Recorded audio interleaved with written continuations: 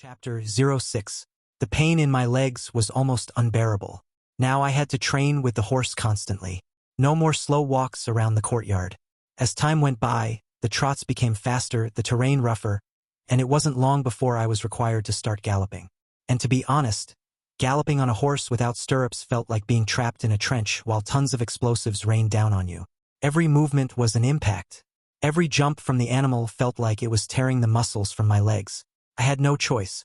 I could only endure. I had to look like the perfect son and heir, make father finally disinherit Heinrich. And for that, I had to act at the very limit of my capabilities. Every single day, until the day someone knighted me. And the worst part was, I had finally found something I wasn't naturally good at: galloping. Over the months, the mare and I understood each other better. Trotting became easy. I could keep control, guide her, react smoothly. But when training required me to ride out of the castle and gallop through the nearby fields, everything got harder. Balance was a struggle. Sometimes I had to cling desperately with both hands and legs. I didn't want to fall. I couldn't afford to fall. Now that I no longer wasted hours in religious studies, I spent most of the day riding without rest. And my body felt it. My legs burned. I had serious abrasions on my thighs from the constant friction with the thick fabric of my trousers. I had to master the horse as if it were an extension of my own body. During that time, almost all my responsibilities revolved around caring for the mare as if she were a sacred treasure. I got up earlier than everyone else just to feed her what she liked best: carrots, dried apple bits I saved. I brushed her carefully, combed her mane, and cleaned her coat every day, even when she wasn't dirty. I made sure she always had clean water. I took part when it was time to change her horseshoes, holding her leg or calming her with my voice if she got nervous. I made her wear the saddle even when I wasn't riding her, just so her body would get used to the constant weight. But above all, the hardest part was something else: getting her used to noise. Not just any noise, the kind you expect in combat. The sound of metal clashing against metal. Men shouting. Harsh cracks like the sound of a shield breaking. The screech of tightening straps. The thunder of boots marching. A horse that loses control in battle is a death sentence. Not because of the enemy, but because of the fall. The second of chaos when you go from rider to target on the ground, and worse if your own horse lands on you. So I started training her gradually. The stable hand, who barely spoke, taught me several methods. Banging pieces of iron near her legs. Dragging chains across the floor. Having soldiers train just a few meters from her. Sometimes I had them surround her while shouting orders like in a simulated assault, while I held her by the halter and spoke to her so she wouldn't panic. The first few months were disastrous. The mare reacted violently to every training attempt. She reared, spun in circles, kicked the air. She seemed to have zero aptitude for war, and more than once I thought she might never adapt. But I couldn't afford that. If I wanted her to be my war mount, I had to make her one, even if it took 3 times longer than it would for anyone else. So I kept at it. Day after day, without exception. I started using noise, subjecting her to sudden movement, and using confusion. Anything that could simulate a battlefield, we recreated it. After a lot of work, I managed to get her past most of her violent reactions. She no longer kicked or backed away at loud sounds. She held her ground. Still tense, yes, but obedient. The next step was more delicate and more brutal, getting her used to the presence of dead bodies, especially other horses. A normal horse, when seeing the corpse of one of its own, can panic. Some refuse to move forward. Others lose complete control. It was an instinct that had to be broken. If, in the middle of a charge, my mare stopped out of fear of another animal's corpse, I was as good as dead. The opportunity came when they decided to put down an old horse, one that wasn't even fit for plowing anymore. Its body, like everything else in this land, was going to be used to the last breath. For some reason I didn't fully understand, Father was present that day. He watched everything closely. A man-at-arms approached the animal with a spear. Without a word, he plunged the blade into its chest. The horse shrieked once, reared up, and then collapsed heavily to the ground, blood spilling out in a slow, hot stream from the wound. Nearby horses grew restless. Some stepped back. The riders didn't waste time. They dipped their hands into the still warm blood and rubbed it on their mounts' muzzles. It was part of the training, so they could smell it, feel it, get used to blood, since it would be a constant companion. Father looked at me directly as I did the same. I dipped my hand into the dark red pool forming under the fallen body. I firmly rubbed it on my mare's muzzle, which was panting hard. Then I ran it along her neck, streaking her coat with the warm blood. She shook herself, nervous, but didn't back away. Father nodded, and we simply returned to the castle, where the next phase of training began. This time the goal was to get her used to contact with other horses. What's expected in close-quarter mounted combat, where every rider crashes, pushes, or presses against another with no room to maneuver. Luckily for me, this part was easy. Apparently, the mare had no issues with the physical proximity of other horses. She didn't react nervously or aggressively. It was the first part of training that didn't turn into a headache. Still, even though we had accomplished all this in 2 years, there was much left to improve. The mare no longer startled easily, accepted contact, tolerated violent sounds, screams, even the smell of blood, but she still lacked the precise reflexes needed for a true war mount. Sometimes she hesitated when given sudden commands. If the terrain was too uneven, she became clumsy. She reacted to shouting, but still couldn't fully distinguish whether it came from me or another rider. They weren't serious mistakes, but in battle, those kinds of failures could cost me my life. So the training never stopped. It was expected that by the age of 7 I would travel to the house of another noble, and Father was already working on it. He wanted me to serve as a page in the most prestigious house within our reach, which already said a lot. Though we were landed nobles, we were only barons, the lowest rung of nobility, but relatively wealthy compared to others. We sold war horses, and now we were also exporting iron to the merchants in the city of Schildheim. Even so, I had heard Father complain more than once about the debts he still had. The interest rates were high and the payments constant. One of those training days, well into the afternoon, I was practicing jumps with the mare. My body, especially my legs and abdomen, had changed a lot over the years. It was firm, adapted to the tension of riding without stirrups for hours every day. That's when Father interrupted the training. "Albrecht, change your horse's saddle. We have to go to the village. There's an event I need you to see," Father said, calling to me from the entrance of the yard. I obeyed quickly. I got off the mare, removed the saddle, and went to fetch another one. This one had stirrups. Riding with stirrups after years without them felt almost insulting. It was like riding a bike with training wheels. The control was so easy I briefly wondered how anyone could ever fall off like this. A group of men-at-arms gathered around us. Soon we were making our way down to the village. From afar I saw a crowd gathered in the center. Something was happening. We pushed through the people and dismounted. Father didn't say a word. He just nodded toward a wooden building near the Sigmarite chapel. We entered and quickly took our places. There was a main chair where Father sat, and a smaller one next to it for me. Everything suggested we were about to witness a trial. We waited a few minutes until 2 guards brought in 2 people bound with rope. Soon after, many villagers began to enter. They crowded along the walls, pushed each other, murmured, shouted so many things at once that I couldn't make sense of anything. "Enough! You stand in my presence, mob of degenerates!" Father shouted. His tone so sharp and powerful the entire room fell silent. I was so close to him that I had to cover my ear from the force of his voice. "All right. By blessed Sigmar, why are we here?" Father said, now with a firm but controlled tone. "Peasant Hannes is accused of adultery, my lord," said one of the knights present, pointing to the man. "Oh, I see. So all this fuss is because you couldn't control what's between your legs?" Father said sarcastically, crossing one leg as he looked at him. "No, my lord, I swear by blessed Sigmar. That which seduced me, couldn't resist. I would never do something like that." The accused stammered, sweating, looking everywhere but at Father. It was obvious he was lying. He avoided eye contact. His tone cracked with every word. He was clearly nervous, making up his story on the spot. Father looked thoughtful for a moment. "Be careful with your words, peasant. Do not invoke the name of Sigmar in vain. Are you sure of what you're saying?" Father asked, his tone dry. "Yes, my lord, I swear," the peasant replied, still trembling. Father brought a hand to his chin, evaluating the scene.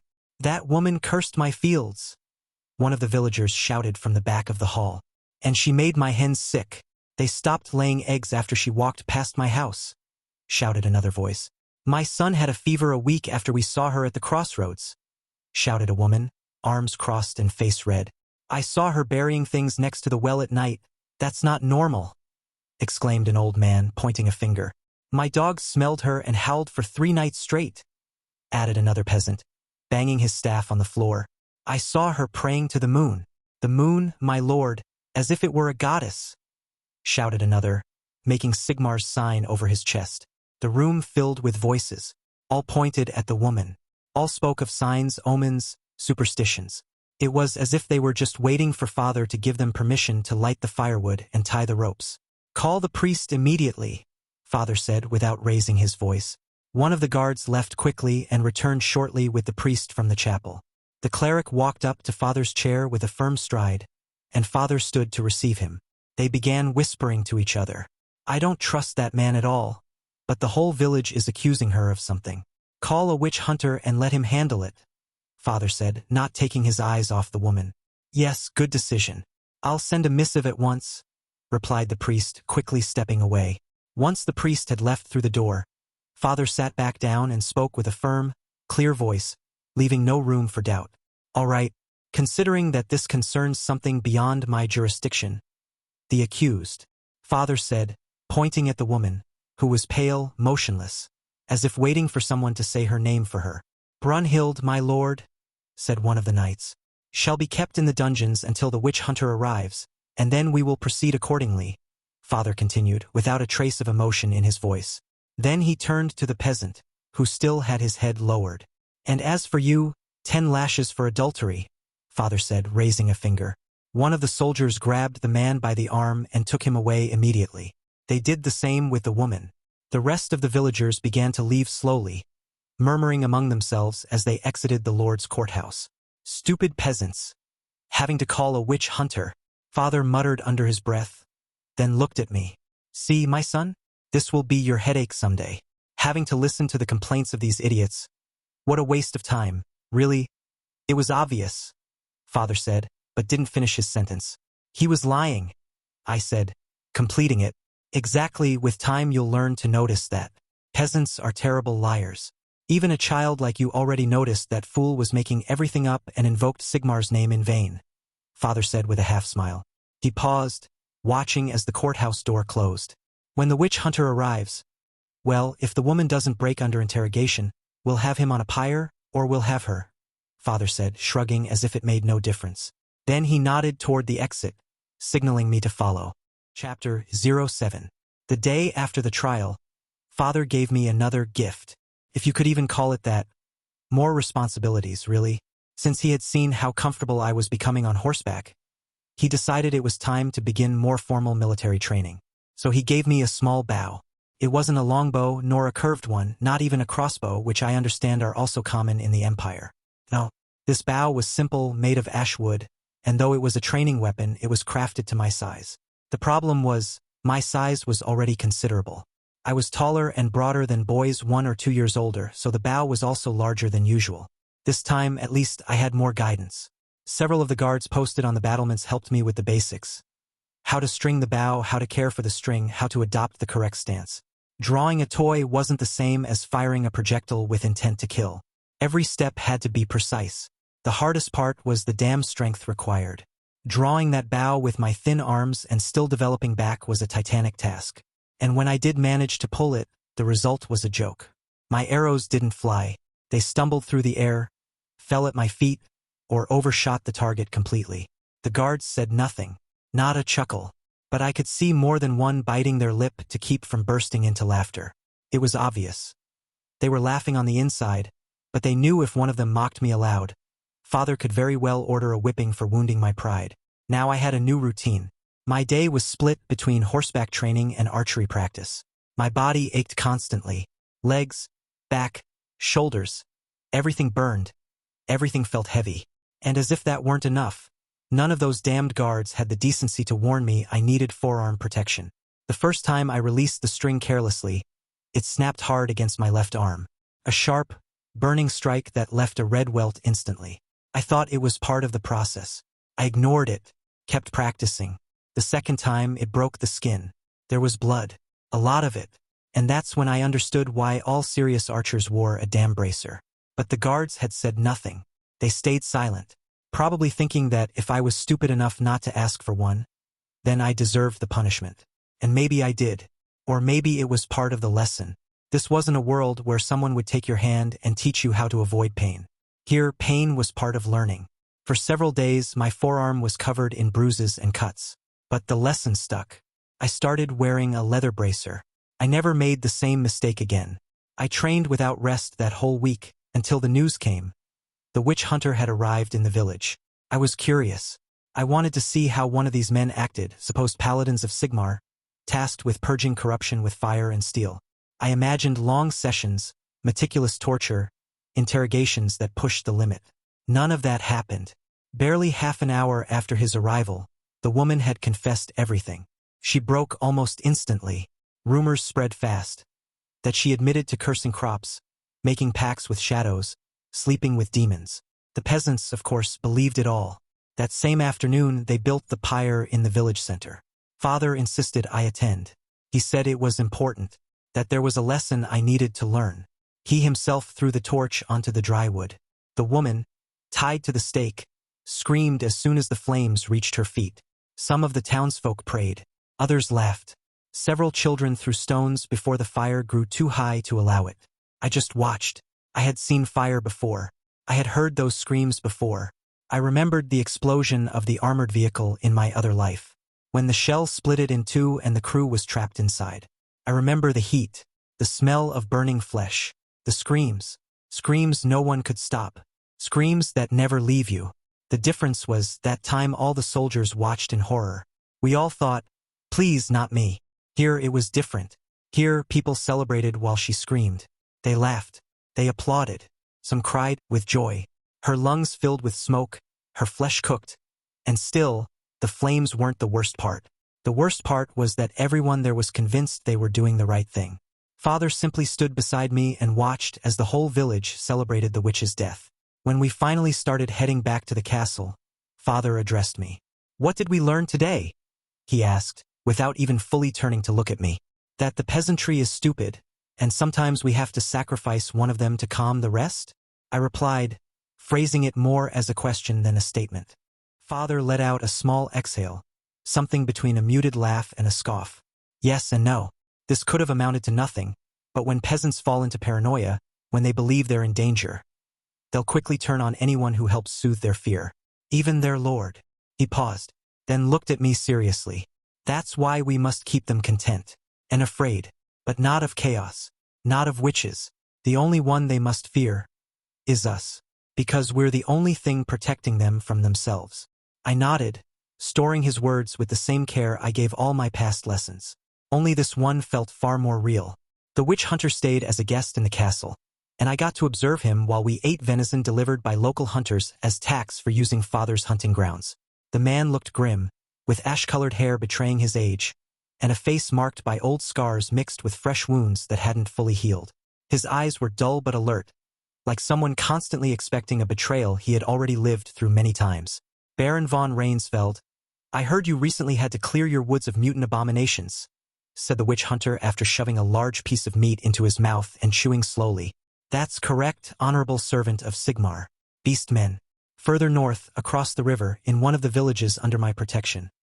Father replied after wiping his mouth with a linen cloth. "Didn't you find it unusual? I mean, yes, they're common in forests, but not gathering in such numbers in one area," the witch hunter said, placing his silver cutlery on the half-finished plate and clasping his hands. "I've fought those abominations since my youth. I know their patterns, and their movement immediately raised my alarm. That's why I reacted so quickly the moment I was informed," Father answered, growing serious. "And you didn't notice anything strange among the villagers? Anything that might warrant closer watch?" asked the witch hunter, not breaking eye contact with Father. "It's clear that one of those—" Father paused for a moment, lowering his voice slightly. "One of my subjects must have had a child born with deformities.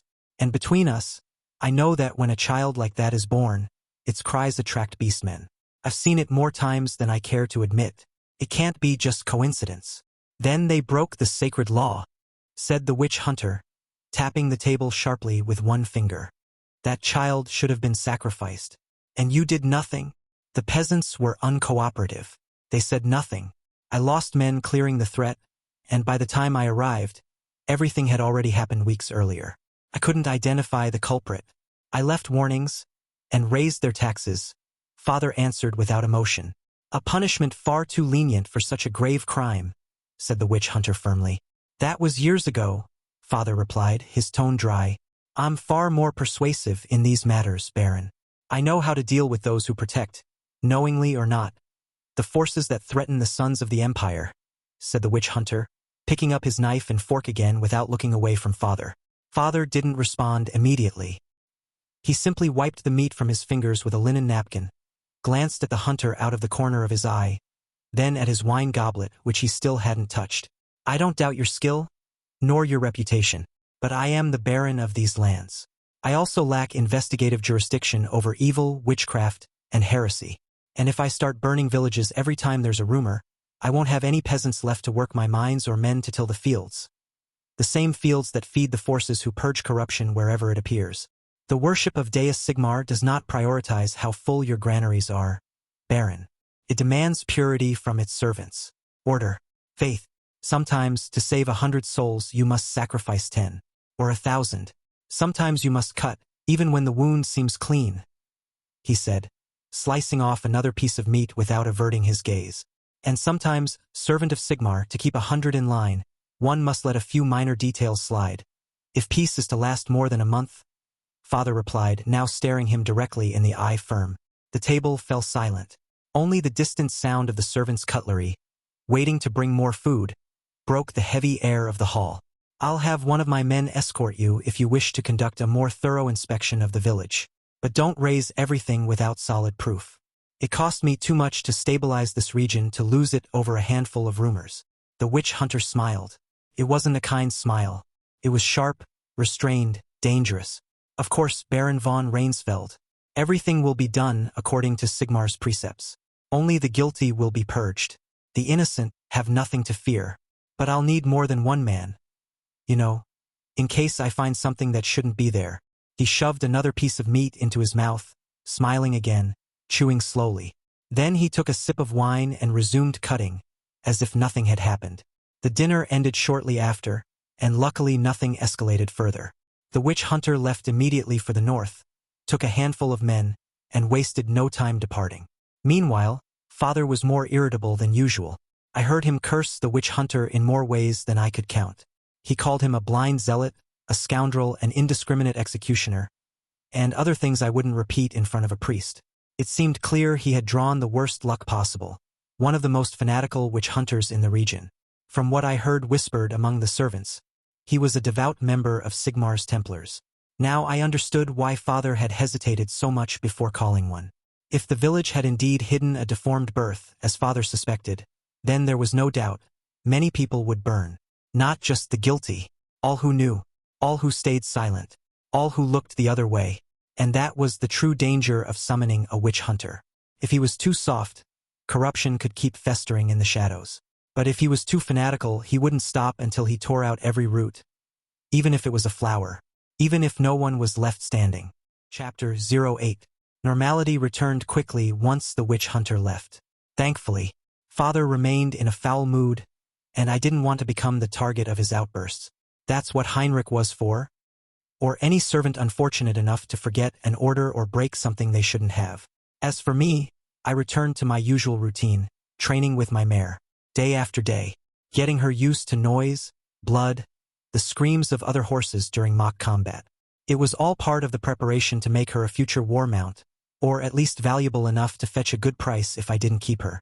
As for the bow, well, I could say there was progress, although I still had a long way to go. I could only hit the target if it was within 30 meters. That wasn't good enough. A peasant with a crossbow could kill me without breaking a sweat. He only needed to load the bolt, aim, and pull a damn metal trigger. And let's not even talk about firearms. Like those pistols the witch hunter carried, elegant and deadly, if you managed to hit anything. But that was rare unless the weapon was of exceptional craftsmanship. They were simply designed to hurl a massive chunk of metal. And above all, expensive. Very expensive. Getting a decent one that wouldn't explode in your face was nearly impossible. Father had never cared to update the guards' weapons. Arming them with pistols would be outrageously costly. And gunpowder? Scarce, controlled, as expensive as fine jewelry. Besides, the Empire bought all the good stuff for its armies. The rest was junk made by half-trained gunsmiths with a higher chance of killing the user than the target. Still, the bow remained a noble art.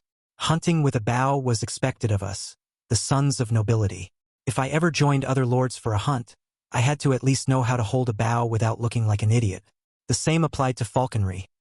Though in this region no one sold hunting birds. At least none worth the coin. There was always the spear option, but I might be many things, but stupid isn't one of them. Throwing yourself head-on at a boar or a stag, hoping to pierce it before it gores you or tramples you, was a very refined way of dying young. So, in the last few months I had at home, I poured everything into getting better with the bow. I couldn't afford to fail. Once I was sent off as a page, my free time would vanish. I'd spend my days serving a higher-ranking noble, following orders, watching, learning. And so, once again, the months slipped by in the haze of training, even when my muscles screamed for rest, even when the string cut into my skin if I slipped even slightly in posture. Until, on one of those days that felt like all the rest, Father appeared. I recognized him by the sound of his heavy steps. He stopped by one of the stable posts just as I released an arrow. Luckily, it was a good shot. The projectile flew and landed near the center of the target, almost 50 meters away. Not bad. You already handle a bow better than your idiot brother, Father said, crossing his arms and leaning back casually. I turned toward him. Thank you, Father, I replied, unsure if he was serious or just mocking Heinrich again. I need you to do something for me. I must travel to Helmgart. There's a meeting with Margrave Mackensen.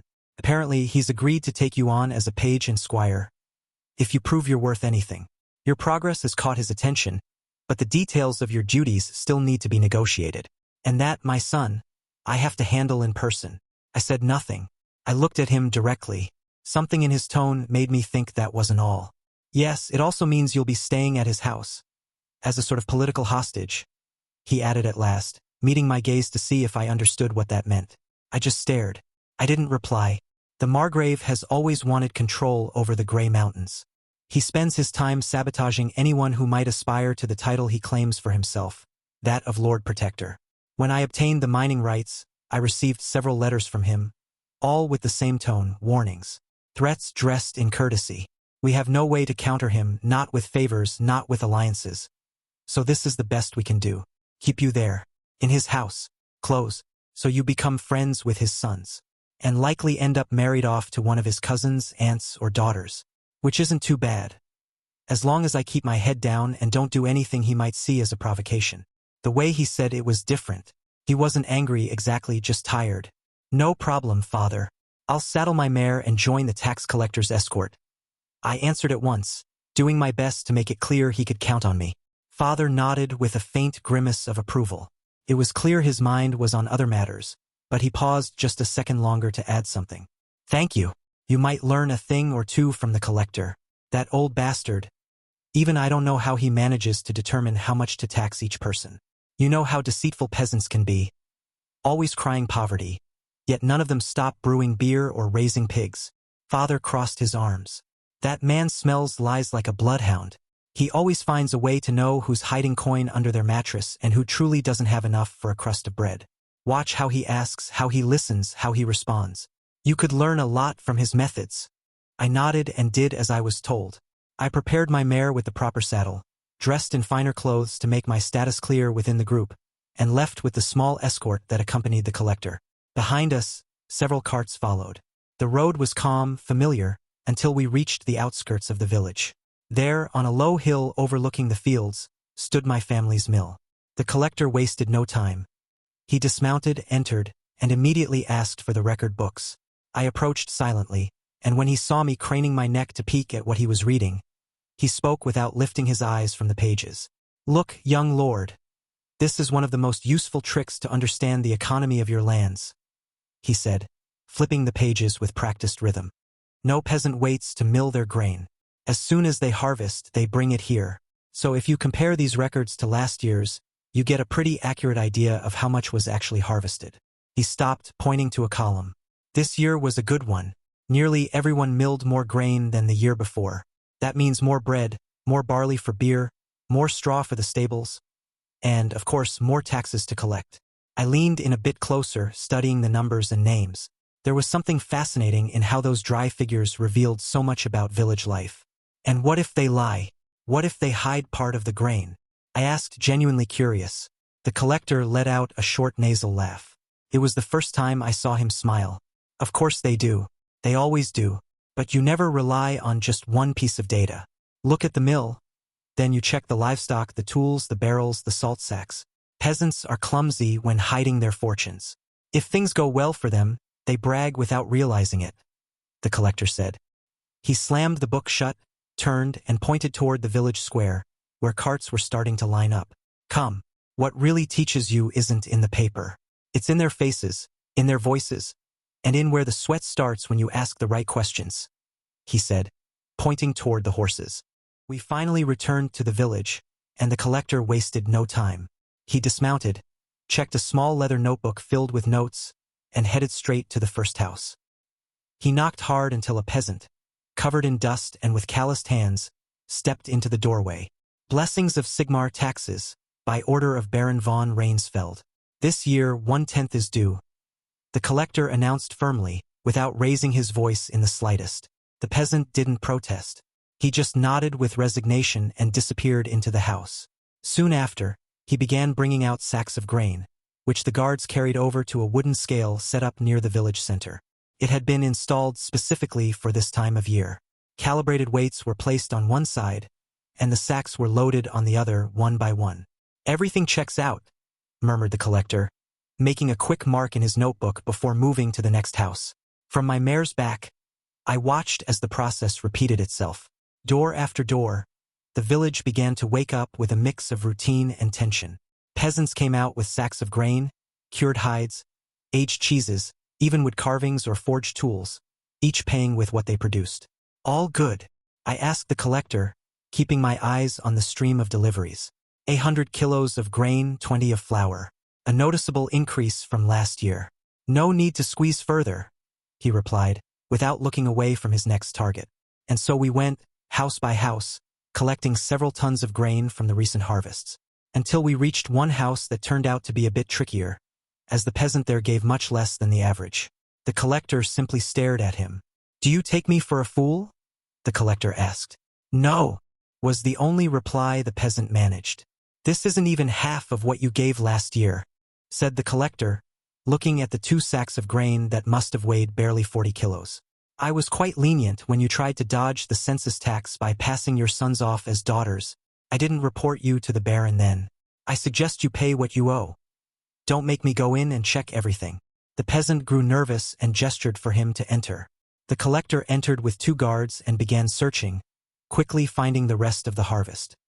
He looked under the only bed in the house and walked around looking for a hidden cellar, but found nothing, until he grabbed one of the soldier spears and jabbed it into the ceiling. Immediately, grain began to fall. Idiot! You think I don't know that old trick? Take him to the dungeon, said the collector. The guards rushed the peasant while his wife and children watched in silence. The collector had them bring down the hidden sacks and took what was owed. The 10th part.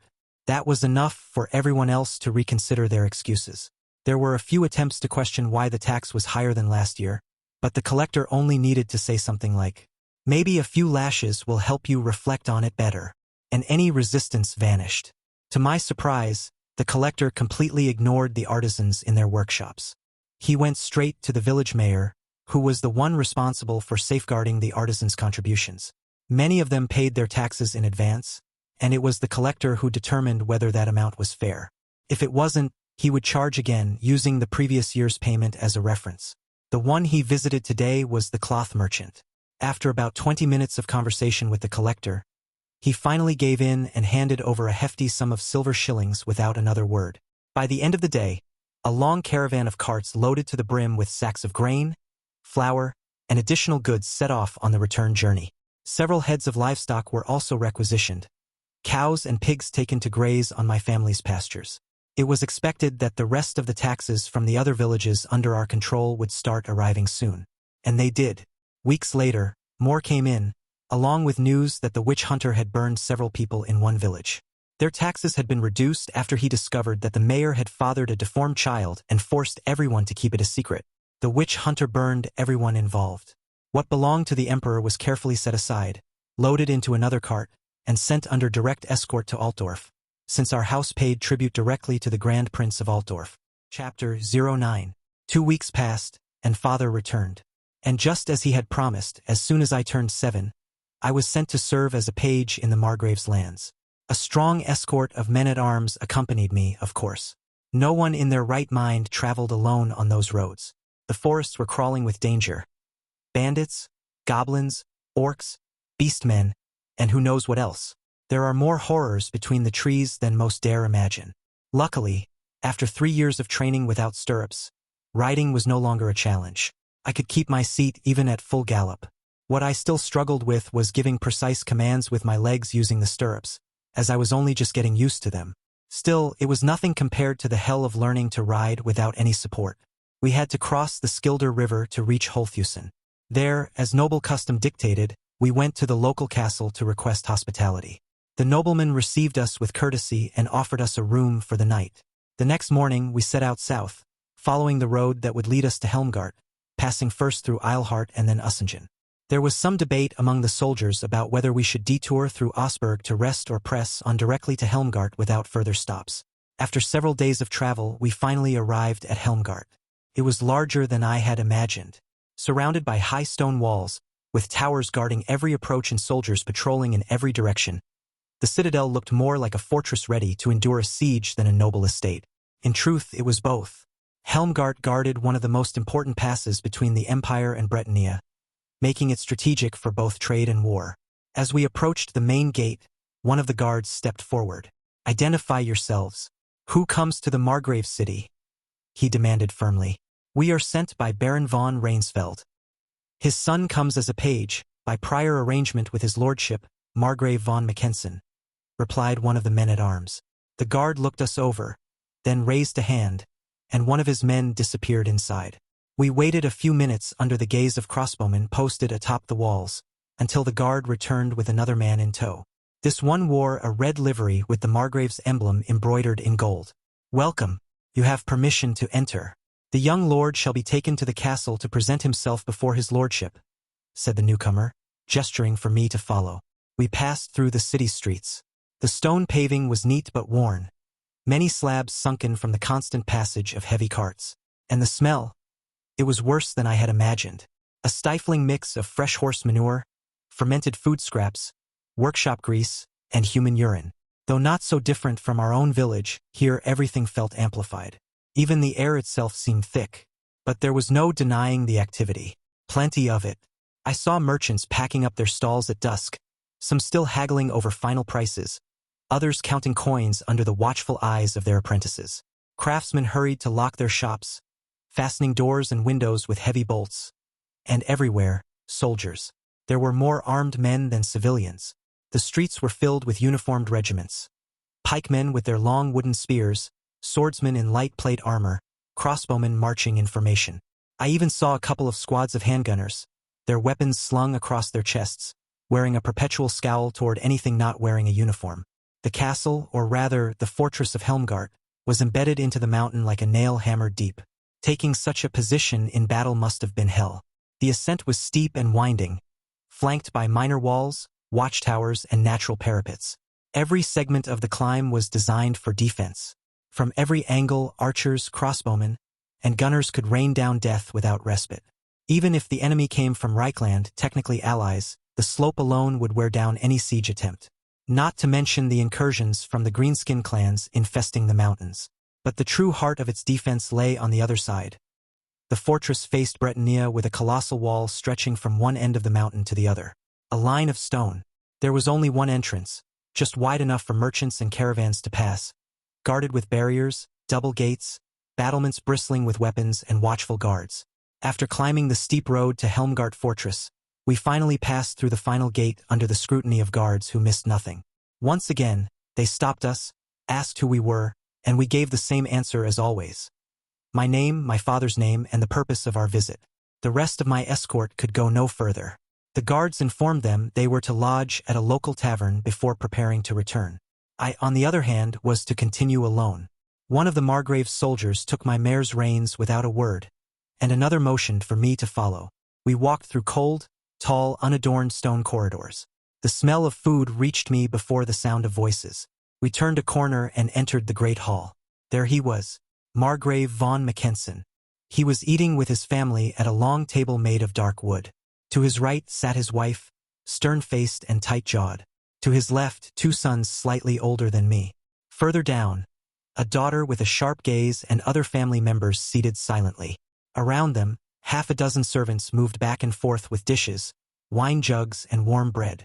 And beyond them, seated on a long bench, at least 5 other pages. Boys like me, from other houses, all with their eyes cast downward, all attentive to the Margrave's every move. The soldier escorting me gave a slight bow and left. I bowed to the Margrave, and he wiped his mouth from whatever he had been eating before standing up. I looked him straight in the eyes, and he returned the gaze. "No doubt you're his son, but are you sure you're Albrecht?" said the Margrave as he walked toward me. "According to your father, you're 7, but you're quite tall for just 7. He added, looking me up and down. "I am Margrave Reinhardt." "I'm Albrecht," I answered, keeping it brief. "Good, your father made a rather special request. Very different from what other parents usually ask. They want me to watch over their sons." "Your father asked me to push you hard," said the Margrave with a faintly sarcastic smirk. "Typical of father," I replied with a short nasal laugh. "Let's see if you can live up to it. Tomorrow you'll learn your duties and who you'll be working with." "I hope you don't embarrass me," said the Margrave before turning back to his seat. "Take him to his quarters," he ordered, and one of the guards gestured for me to follow. They took me to a small room with a bed, a chest, and a tiny window through which only the faintest moonlight crept.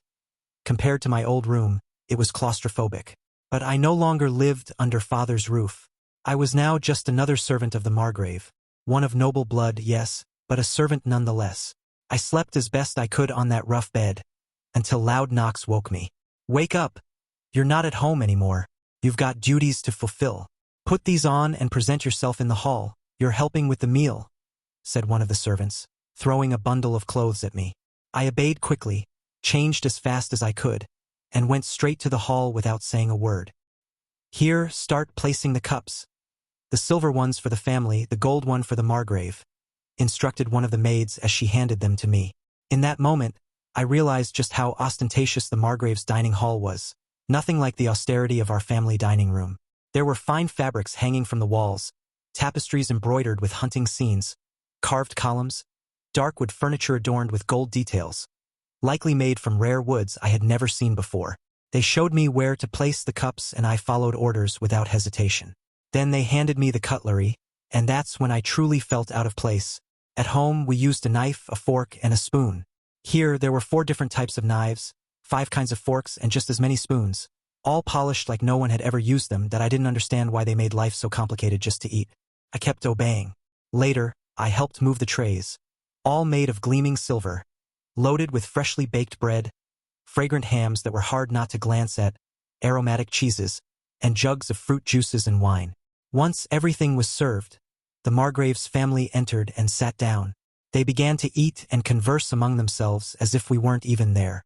Once the meal had been served, they gave us, the pages, our food. A mix of fresh bread with yesterday's, some ham, and cheeses that didn't compare to the Margrave's. We sat at a wooden table far from the entrance and ate in silence. After lunch, we had to wait until the family had left to begin the rest of our chores. Our tasks were divided. Some cleared the plates, others stored the leftover food. Part would go to the servants, the rest to the animals. Me? They handed me a broom. "You, the new one, sweep the halls. Make sure there is no dust left," said one of the older servants, pointing at me without much interest. I got to work without saying anything. I swept the long stone corridors for hours. When I finished, they came looking for me again. "Stable duty. Change the straw and clean the pens. And be quick," said the same servant, tossing me a pitchfork. I didn't know if this was normal training or if they were just testing or humiliating me, but I chose not to question it. I obeyed in silence and headed for the stables. The smell was brutal. I cleaned all the horse filth, replaced the damp straw, and checked the troughs. When I was done, I found some water and washed up as best I could to avoid smelling like a rotting animal. Not long after, now a bit more presentable, I was summoned again. "Get ready.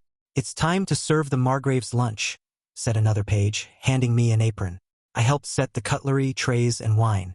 Then, when they had finished eating, we sat down again to the same meal as before: bread, leftover ham, and cheese. We ate without speaking. Just when I thought the day was finally over, one of the cooks approached me. "Here, take this," he said, handing me a pouch of coins and a list. You're going to the market. Buy everything on this list. And if you're smart, bargain. If you come back short, may Sigmar have mercy on you. Of all the tasks they had given me, this was by far the hardest. I didn't know the price of anything. I had no experience in negotiation. But if there was one thing I was good at, it was observing. So I did the only thing I could. Watched and I observed the townspeople. How much they offered. How they haggled. What expressions the merchants made. I asked without shame how much eggs cost, or carrots, onions, potatoes. I went through the entire market, and every time someone gave me a price, I memorized it. I had no choice. My reputation was on the line. Once I thought I had a good idea, I started buying. I didn't go for the cheapest or the most expensive. I ignored those selling junk at low prices. I focused on getting good quality at the best deal. I got everything. Onions, carrots, lettuce, potatoes, eggs. I filled the baskets they had given me and came back with the heavy bags. My hands numb from the cold and effort. I thought I had done a good job. But the moment I crossed the service door, they were waiting for me. "You took too long," said one of the cooks, without even looking at me. I didn't even get to answer before he struck my hands with a wooden cane. Chapter 10. My hands were red from the punishment, and I was in a foul mood. Just when I thought this shitty day was finally over, the last surprise appeared. I still had to train. The first steps to becoming a knight, they said. So we headed to the fortress training yard. A bunch of men-at-arms, pages, and squires were already gathered there. All of them sweaty, covered in mud, repeating movements like trained beasts. The master-at-arms was already waiting for us. "All right, same as always. Everyone find a partner and start with the basics." Yes, the young lord from House Rainsfeld. I assume you've never held a sword. Grab a wooden one from over there and start swinging it through the air. Get used to the weight," the instructor said, barely giving me a glance. I picked one of the swords, and it was heavier than I expected. Much heavier. I started mimicking the others, warming up, trying not to make a fool of myself. The instructor came over and began barking corrections, adjusting my stance, how I held it, the angle of the swing. Apparently, all those years watching men-at-arms beat each other in training hadn't been a waste. I remembered the positions, the steps, even common mistakes. I spent nearly an hour without rest, swinging the wooden sword side to side, alternating between one hand, the other, or both. "Rainsfeld, come here," the instructor called suddenly, pointing at me. I stepped forward, breathless. "Young Joachim, take this opportunity to teach the new page the basics of sword technique," said the instructor, looking at one of the Margrave's sons, the eldest. Though he was older, we weren't so different in size. Joachim gave me that barely suppressed smile. "Nothing personal, but we all have to learn somehow," he said, raising his wooden sword. I just nodded, took a long breath. As expected, I didn't stand a chance. I could barely block or deflect his blows. His attacks were precise, strong, direct. Every time I managed to parry, I took a hit to the hands and sometimes one to the face. The sword vibrated like a poorly handled whip in my aching fingers. The heat of frustration climbed up my neck. Seeing that smug smile in every damn exchange was unbearable. After another hit to my hand, I decided that was enough. The next time he thrust, I blocked it and slapped his sword away with force. Without thinking, I kicked him. A sharp whip-like strike straight to the thigh that he fell like a sack, losing balance. And without hesitation, I spun on the same leg and kicked him again. A spinning heel to the face. The impact was sharp. He hit the ground flat on his back, and the yard went silent. When I saw him start crying, nose bleeding, lips split, I didn't hesitate for a second. I threw myself on top of the bastard, ready to keep hitting him until someone stopped me. That I barely had time to raise my fist before I felt hands grabbing my clothes and dragging me back. What the hell was that? "This is fencing, not a tavern brawl or peasant brawl," the instructor shouted, eyes wide, gripping me by the collar of my tunic. "What if a sword's no good when we're wearing armor? Then you use a dagger. You fight on the ground if you have to," I shouted back, struggling as my blood boiled. The instructor stared at me, lips tight, like he was fighting the urge to scream something worse. He breathed deep, swallowing the rage. "Get out of here, damn it," he muttered through clenched teeth. And without another word, he struck me 3 times with his training sword. Once on the ribs, once on the leg, and the last on my back. I doubled over from the pain, nearly falling to my knees, gasping for air. The instructor picked up the Margrave's son from the ground and carried him off without saying another word. Training was over then and there. I wished that had been the end of it. But no. I had to go wash up as best I could, quickly, without time to complain that my hands were swollen. My face ached. I was throbbing. But I still had to go back to serving dinner. That was the routine. Set the cutlery. Bring out the trays.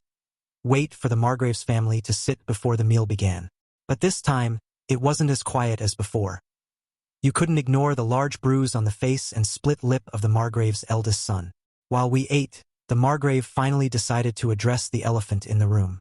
"Joachim, what happened to your face?" asked the Margrave, locking eyes with his son. "Nothing. I fell, father. That's all," Joachim replied nervously. Lying clearly wasn't one of his talents. "Sigismund, is that true?" the Margrave asked, turning to his younger son. "No," the boy answered, lowering his head. "Then what happened?" he asked, raising his voice slightly. There was a moment of silence. Then, all eyes fell on Sigismund again. The new page hit him during training," the younger one finally said, still not looking up. I felt my stomach twist. Only then did the weight of the consequences hit me. Shit, they're going to whip me if I'm lucky, I thought, closing my eyes. "Albrecht, here immediately," thundered the Margrave's voice, shaking the table. I stood and walked toward him. He looked at me with a deep frown. "Is it true? You did that to my son?" he asked, barely moving his head. "Yes, my lord. It was me, during today's training," I replied, trying to keep my voice steady. "Joachim, how can you be so useless that a 7-year-old leaves you in that state? By blessed Sigmar, this is what I get for letting you ride horses instead of doing your damn training. Look at you. A child 4 years younger than you made you look like this." The Margrave exploded in rage, unleashing his fury on his own son. But father, he kicked me. It wasn't even. Joachim tried to defend himself. "But nothing. That makes it worse," the Margrave shouted, then turned to me. "Where did you kick him?" "In the leg. His stance was weak, and I took advantage," I said briefly, hoping his fury wouldn't shift in my direction. "See? That's because you neglect your training. I didn't mind you riding around for fun, but if you're going to embarrass yourself in front of the pages, you're forbidden from leaving the castle. From dawn to dusk you'll train. I don't want this happening again." Then he looked at me. "And you, well, you didn't come out of it any better," he said, noting my bruised hands and swollen face. "This is training, not a damn death match. Still, I'll admit you exposed how poor my son's form really is. I guess I'll forget about taking him on the next campaign against the orcs." He motioned for me to leave. "But father, you promised," Joachim protested as I walked back to my seat. "Yes, I did. But I'm not going to bury you when one of those green-skinned bastards breaks through our lines and skewers you with a spear." I sat down silently and let it all pass. After cleaning up, I finally dragged myself to my room. It had been a shitty day, and worse ones were coming. The next day wasn't any better. Cutting food. Setting the table. This time I was assigned to stand through the whole meal, ready to refill the family's wine cups. Ate in a rush. Then they sent me to empty the fortress's latrines. I nearly vomited from the stench. It was unbearable. A mix of rancid piss, old feces, and something else I couldn't define but was just as revolting. Every shovel load was torture. Sometimes I had to breathe through my mouth and look at the sky just to avoid passing out. But I managed to keep my stomach's contents where they belonged. Barely. At least after that I was allowed a quick wash. Cold water, a bucket, and my own hands. I scrubbed myself hard to get the stench off, but I still felt it clinging to my skin. Still, I got dressed in clean clothes and went back to work. This time I only had to serve food. Nothing more. I was thankful for that. Sword training was worse than the day before. The instructor never took his eyes off me. His face serious, still like he measured every move with the precision of an executioner. Every mistake, every misplaced step, he noted them all with his gaze. When they made me practice with other pages, I noticed something odd. None of them wanted to get too close. They all seemed more focused on my feet than the sword I held. Even the experienced ones. They were more worried about getting kicked than landing a clean blow, and that made them drop their guard. I wasn't skilled with the wooden sword, not yet, but I could defend myself. At least they weren't knocking me down like the first day. The truth is, I loved seeing that fear in their eyes. They were all around my age, some 4 to 6 years older. All of them had been training longer than me. You could see it in their movements, in their confidence. But it was also clear they were used to having someone weaker around, someone they could hit without consequences. Someone like me. But I wasn't a punching bag. And I wasn't going to become one. Unlike them, I was far more dangerous without a weapon. Not just because of my fists, but my body. Even though I was the youngest, I was average in height. Strong, broad-shouldered, with the hardened muscles earned from stirrupless training and years of physical labor. My father's genes were obvious. He was a massive man. With some luck, I'd reach his size.